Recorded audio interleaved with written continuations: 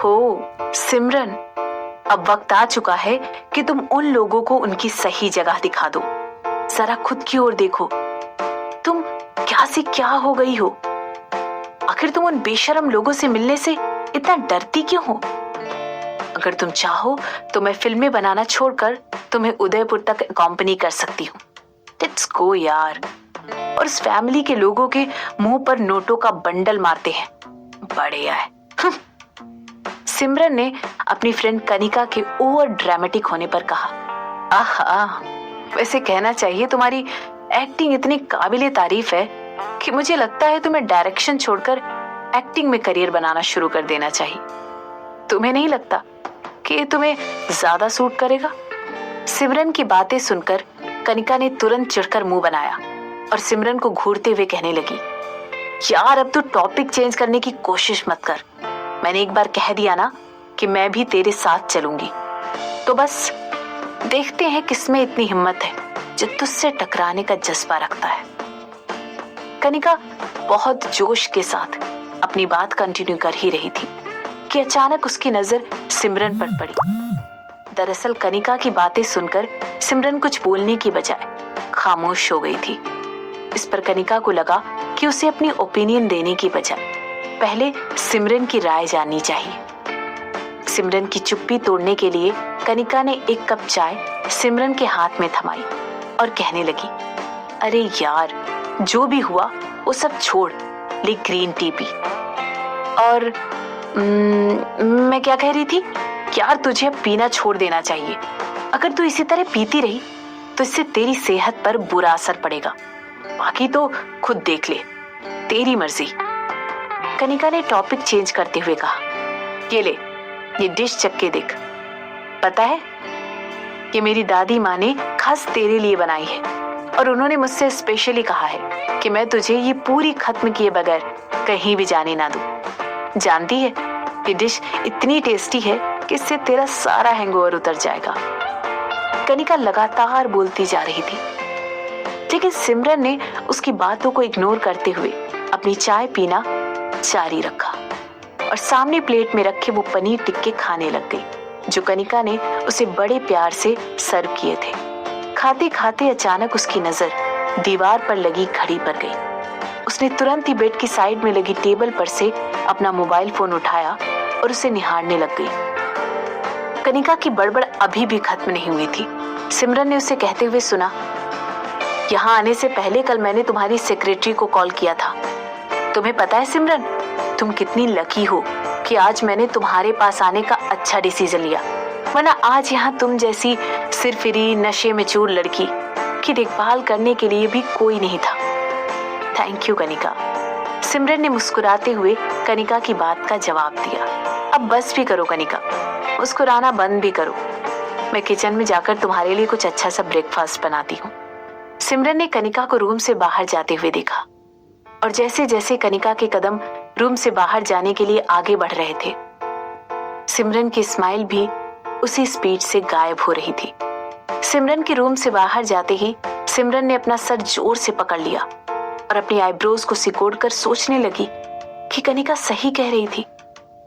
उसे पिछली रात इतनी ज्यादा पीनी नहीं चाहिए थी। ये सब सोचते सोचते सिमरन आहें भर रही थी। धीरे धीरे उसके चेहरे पर चिंता दिखाई देने लगी थी। 7 साल पहले उसकी दादी माँ भी इसी दौर से गुजरी थी।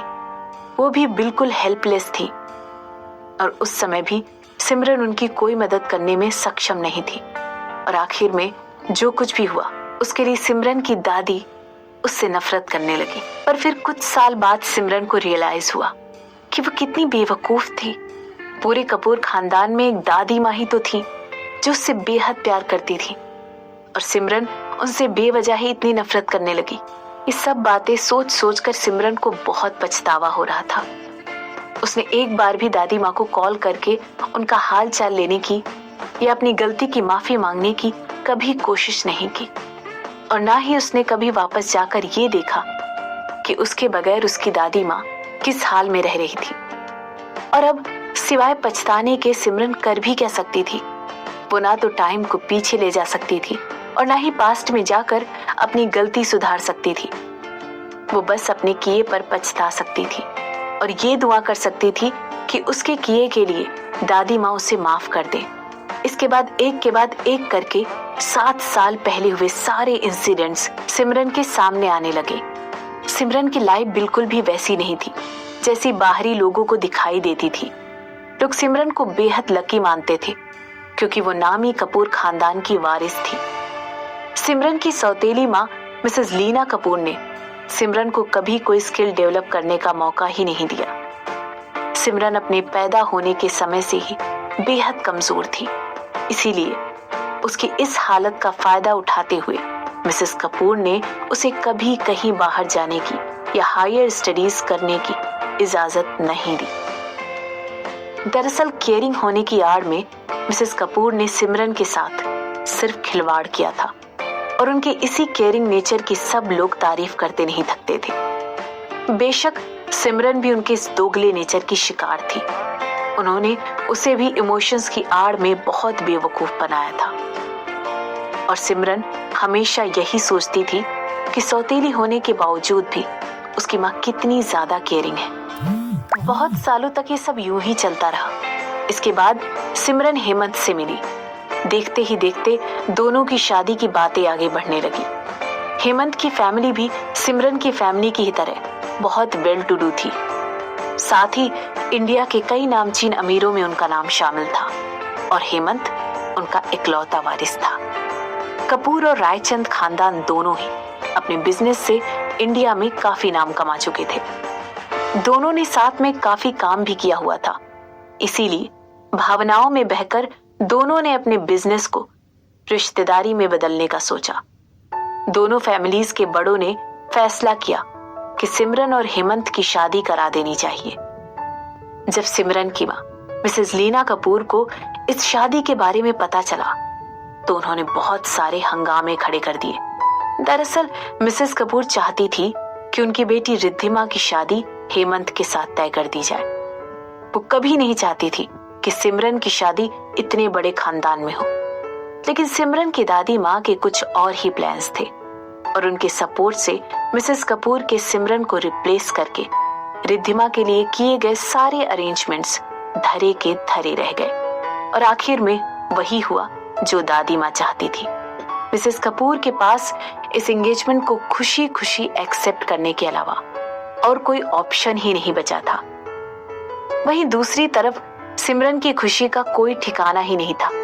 उसे ऐसा लग रहा था कि मानो उसकी किस्मत ही खुल गई, नहीं तो उसका नसीब ऐसा कहाँ था कि उसे हेमंत जैसा पति और इतना अच्छा बड़ा वेल सेटल परिवार नसीब हो। सिमरन को ऐसा लग रहा था कि मान लो भगवान ने चुपके से उसकी बरसों पुरानी विश पूरी कर दी हो। लेकिन किसे पता था कि सिमरन की माँ मिसेस कपूर, उसकी बहन रिद्धिमा और हेमंत के दिमाग में इतनी बड़ी साजिश चल रही थी। अचानक ही तीनों एक टीम बनकर एक साथ खड़े हो गए थे। तीनों ने मिलकर एक प्लान बनाया और तीनों को ही अपने प्लान पर इतना यकीन था कि उसके सक्सेसफुल होने के बाद सिमरन की दादी भी कुछ नहीं कर सकती थी, बल्कि वो तो पूरे समाज के सामने बुरी तरह से बेइज्जत हो जाती और एक हंसी का पात्र बनकर रह जाती। इतना सब सोचकर सिमरन ने एक और दुख भरी आह भरी।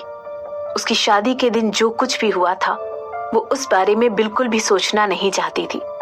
जितना वो उस इंसिडेंट को भूलने की कोशिश कर रही थी, उतना ही वो दिन उसे डिटेल में याद आ रहा था। उस दिन की कड़वी यादों को भुलाने के लिए सिमरन उठी और सीधे बाथरूम में जाकर शावर लेने लगी। इसके बाद वो फटाफट तैयार हुई और किचन में जाकर देखने लगी कि कनिका आखिर इतनी देर से कहाँ बिजी थी। सिमरन को देखते ही कनिका बोली, आइए मैडम, मैं आपकी ही राह देख रही थी। जल्दी से मेरी न्यू रेसिपी ट्राई करो और बताओ कैसी लग रही है। जानती हो, मैंने ये डिश पिछले हफ्ते ही बनानी सीखी है। याद है पिछले हफ्ते जब मैं थाईलैंड गई थी? वो भी क्या दिन थे, बड़ा मजा आया था।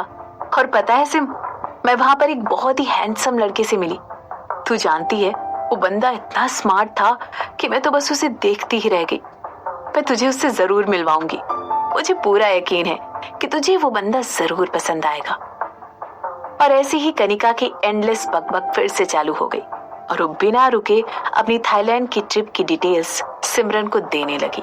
सिमरन को कनिका की बकबक की आदत सी हो गई थी, इसलिए उसने कनिका को एक बार भी नहीं रोका और चुपचाप उसकी हाँ में हाँ मिलाती रही। आखिर सच्चे दोस्त ऐसे ही तो होते हैं। मैं सोच रही थी अगले हफ्ते उदयपुर हो आती हूँ। दरअसल इन दिनों मैं एक फिल्म पर काम कर रही हूँ और कंपनी की हीरोइन की जो रिक्वायरमेंट है, मुझे लगता है वो उदयपुर जाकर जरूर पूरी हो जाएगी। तो क्या तुम मेरे साथ उदयपुर चलोगी? तुम साथ चलोगी तो मेरा काम भी हो जाएगा और लगे हाथ हम तुम्हारी विल के काम को भी निपटा लेंगे। इसके बाद तुम्हें मूव ऑन करने में भी आसानी होगी और फिर तुम डिसाइड कर सकती हो कि तुम्हें अपनी लाइफ के साथ आगे क्या करना है। एक्चुअली कनिका ये सब सिमरन के लिए कह रही थी और ये बताने के लिए उसे बोलने की जरूरत नहीं थी। कनिका के चेहरे पर सिमरन के लिए चिंता साफ दिखाई दे रही थी। उसे अंदर ही अंदर पता था कि किस तरह कपूर फैमिली अभी भी उसकी बेस्ट फ्रेंड सिमरन को जाने अनजाने अफेक्ट कर रही थी। इसीलिए कनिका ने सिमरन को इस सिचुएशन से निकालने के लिए जो कुछ भी बन पड़ा वो करने की कोशिश की और उसने ये सारा ड्रामा भी इसीलिए क्रिएट किया। उसे लगा ऐसा करने से सिमरन की मदद हो जाएगी। ठीक है, अगर तुम ऐसा कहती हो तो यही सही है। ये कहते हुए सिमरन ने अनचाहे मन से कनिका की हाँ में हाँ मिला दी। अपने लिए कनिका के फेस पर इतनी चिंता देखकर उसकी इच्छा ही नहीं हुई ये बताने की कि जिस सिमरन को वो आगे बढ़ाने के लिए इतनी मेहनत कर रही है वो कब का आगे बढ़ चुकी है। लेकिन अभी भी सिमरन की जरा सी भी इच्छा नहीं थी कि वो वापस जाकर कपूर फैमिली का सामना करे। और ये भी उतना ही सच था कि अगर उसके बस में होता तो वो एक आखिरी बार जाकर अपनी दादी माँ से जरूर मिलना चाहती थी। सच में? क्या मैं सपना तो नहीं देख रही? तुम इतनी जल्दी मान गई? कनिका ने एक्साइटमेंट में कहा। इसके बाद वो फिर बोली, सोच लो सिमरन, तुम पक्का श्योर हो ना? हाँ बाबा, और कितनी बार बोलूं जिससे तुझे यकीन हो जाए कि मैं सच में तेरे साथ जाने के लिए तैयार हो गई हूँ। और क्यों नहीं? आखिर मैं वहां क्यों नहीं जाऊं? मैं नहीं डरती उन लोगों से। और इसके अलावा मुझे अपने अभी अभी एक्वायर किए बिजनेस को भी तो बढ़ाना है और इसके लिए भी वहां मेरा जाना जरूरी है। तुम्हारा मतलब है वो मल्होत्रास का बिजनेस? सच में तुमने रिसेंटली उनका बिजनेस एक्वायर किया है? ऐसा बोलते हुए कनिका जोर से हंसी और फिर कहने लगी, यार सिम, मुझे पता नहीं क्यों शुरू से ही शक था कि उन कमीनी लोगों के साथ जुड़ने का जरूर तेरा कोई ना कोई मकसद होगा।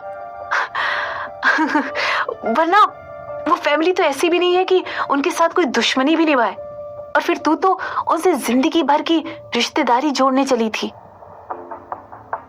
इस पर भी हर बार की तरह सिमरन ने कनिका की हाँ में हाँ मिला दी।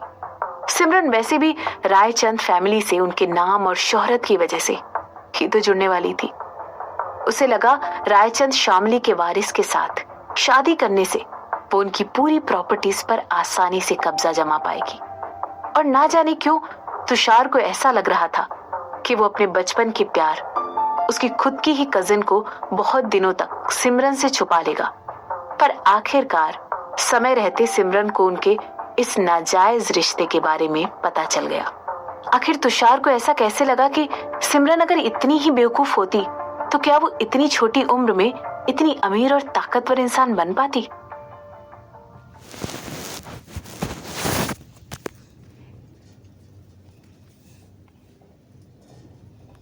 लाखों